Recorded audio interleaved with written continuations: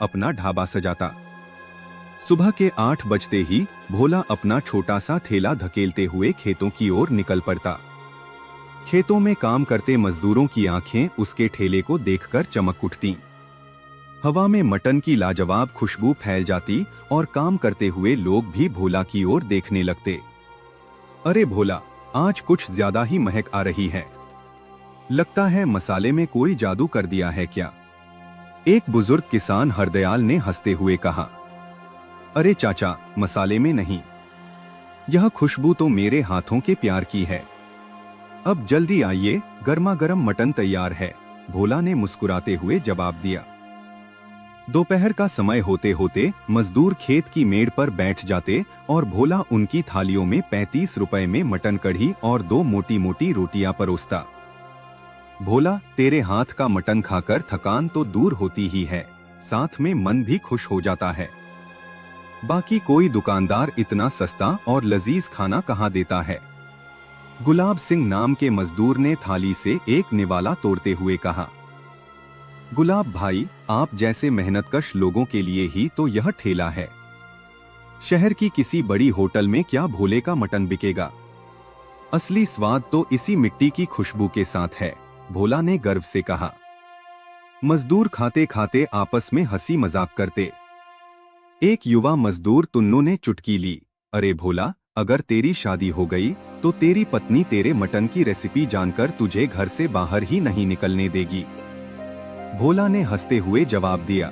तुन्नू भाई, जब तक यह मटन आपके पेट में जाएगा तभी तक मेरे ठेले की रौनक रहेगी। शादी का तो बाद में सोचेंगे। खाना खाने के बाद सब फिर से खेतों में जुट जाते।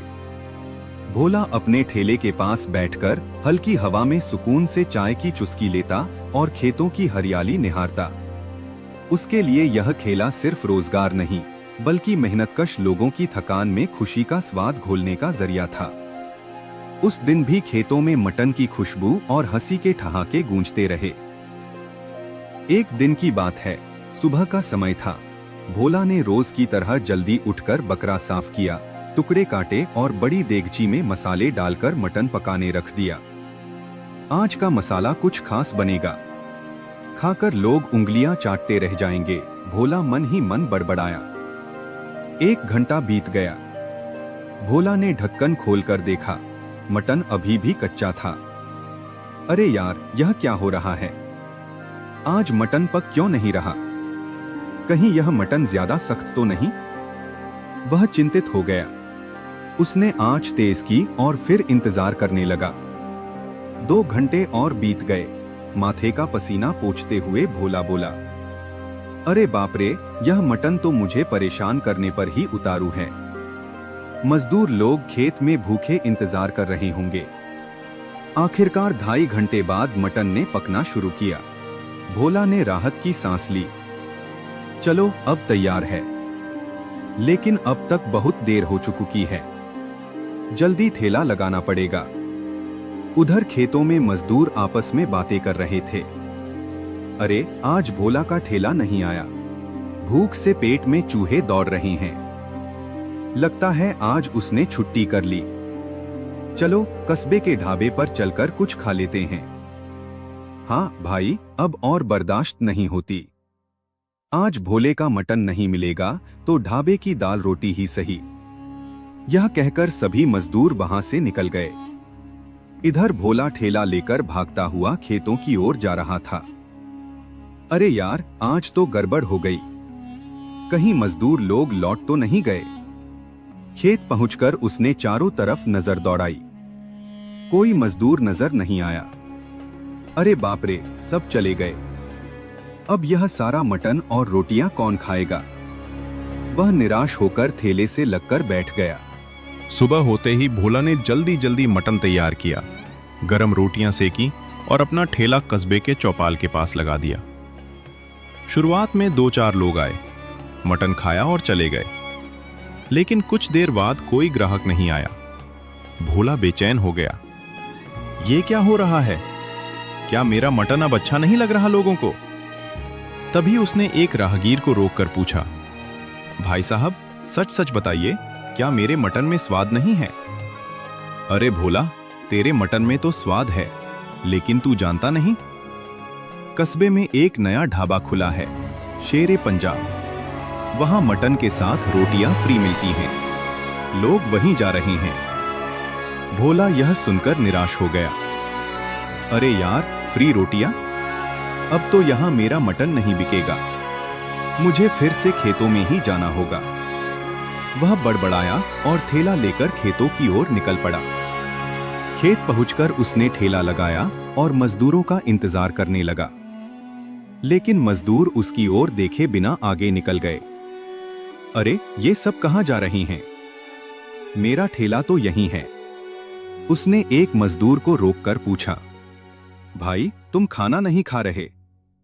कहां जा रहे हो? अरे भोला, जब तू 2 दिन से नहीं आया तो यहीं के एक मजदूर सुखिया ने मटन बनाना शुरू कर दिया है। वो उस बड़ी बरगद के पेड़ के नीचे मटन चावल बेचता है, सिर्फ 25 रुपए में, और साथ में नींबू प्याज फ्री। भोला यह सुनकर सन्न रह गया। मतलब अब तो मेरी जगह किसी और ने ले ली है। उदास मन से उसने अपना ठेला समेटा और घर लौट आया। उसके मन में सिर्फ एक ही सवाल गूंज रहा था, अब क्या होगा? क्या मैं फिर से अपनी पहचान बना पाऊंगा?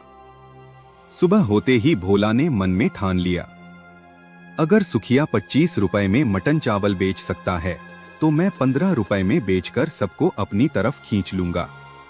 चाहे जो करना पड़े, यह ठेला फिर से मेरा ही राज करेगा। लेकिन उसे पता था कि 15 रुपए में बेचने के लिए खर्च कम करना होगा। उसने सोचा, सस्ते मसाले और सस्ता मटन खरीद लूंगा। अगर स्वाद पहले जैसा रख पाया तो सब मेरे पास ही आएंगे। भोला तुरंत बाजार गया। वहां से उसने कम कीमत का मीट खरीदा और मसाले भी सस्ते वाले ले आया। घर आकर उसने मटन पकाना शुरू किया। मसाले डालते वक्त उसके मन में हल्की सी घबराहट थी, पता नहीं यह सस्ता मटन पहले जैसा स्वाद देगा या नहीं। 2 घंटे बाद जब मटन तैयार हुआ तो उसने चखकर देखा। अरे वाह, स्वाद तो पहले जैसा ही है। सस्ते मसालों में भी वही मजा आ गया। अब तो आज मेरी जीत पक्की है। खुश होकर उसने जल्दी जल्दी रोटियां बनाई और ठेला खेतों की ओर धकेलते हुए जोर जोर से आवाज लगाने लगा, अरे भाइयों, 15 रुपए में टेस्ट वाला मटन। एक बार खाओगे तो बार बार आओगे। मजदूरों ने उसकी आवाज सुनी और हैरान होकर ठेले की ओर दौड़े। अरे भोला, आज इतना सस्ता कैसे बेच रहा है? 15 रुपए में तो दाल चावल भी नहीं मिलता। अरे भाई, एक बार खाकर देखो, फिर खुद समझ जाओगे। स्वाद वही पुराना, दाम आधे। मजदूर एक एक करके बैठ गए। भोला ने प्लेट में मटन कढ़ी और रोटी परोस दी। मजदूरों ने चखा तो खुशी से उछल पड़े। अरे वाह भोला, दाम कम और स्वाद वैसा ही। अब तो रोज तुम्हारे ही ठेले पर खाएंगे। हाँ, 15 रुपए में इतना बढ़िया मटन, अब किसी और के पास क्यों जाएं? कुछ ही देर में उसका सारा मटन बिक गया। मजदूरों ने जाते जाते कहा, भोला, तू कल भी इसी दाम पर लगाना ठेला। हम सब तेरे पक्के ग्राहक हो गए। भोला के चेहरे पर संतोष की मुस्कान थी। घर लौटते वक्त उसने मन ही मन कहा, अब इस ठेले की बादशाहत फिर मेरे हाथ में है। सस्ते में बढ़िया मटन देना ही मेरी असली जीत है। उस रात भोला ने चैन की नींद सोई, क्योंकि उसे यकीन था कि वह फिर से सबका चहेता बन चुका है। एक दिन की सुबह थी। भोला अपने घर में मटन बनाने में लगा हुआ था। तभी उसके घर के बाहर जोर जोर से शोर सुनाई दिया। उसने जल्दी से बाहर आकर देखा। 4-5 गुस्से से भरे मजदूर खड़े थे। अरे भाई, क्या हुआ? इतना शोर क्यों मचा रहे हो? भोला ने घबराकर पूछा। एक मजदूर गुस्से में बोला, भोला, तुम्हारा वह सस्ता मटन खाकर हम बीमार हो गए। कई लोगों को अस्पताल तक ले जाना पड़ा। तुम्हारा मटन कोई नहीं खा रहा था, इसलिए तुमने दाम घटाए और खराब सस्ते मसाले इस्तेमाल किए। यही वजह है कि हम बीमार पड़े। तुम्हें पैसे का लालच अंधा कर चुका है। भोला हैरान रह गया और बोला, नहीं भाई, मैंने अच्छे मसाले ही इस्तेमाल किए थे। हो सकता है कि तुम्हारी तबीयत उस सुखिया के मटन से खराब हुई हो। तभी दूसरे मजदूर ने बात काटते हुए कहा, नहीं भोला, झूठ मत बोल। अगले दिन से भोला ने खुद को खेतों में झोंक दिया। धीरे धीरे वह खेती बाड़ी सीख गया। मजदूर और किसान भी उसकी मेहनत देखकर उसे अपनाने लगे। अब भोला का जीवन सादा था, लेकिन दिल से वह सुकून में था। अब कोई लालच नहीं, बस मेहनत ही मेरी पहचान है।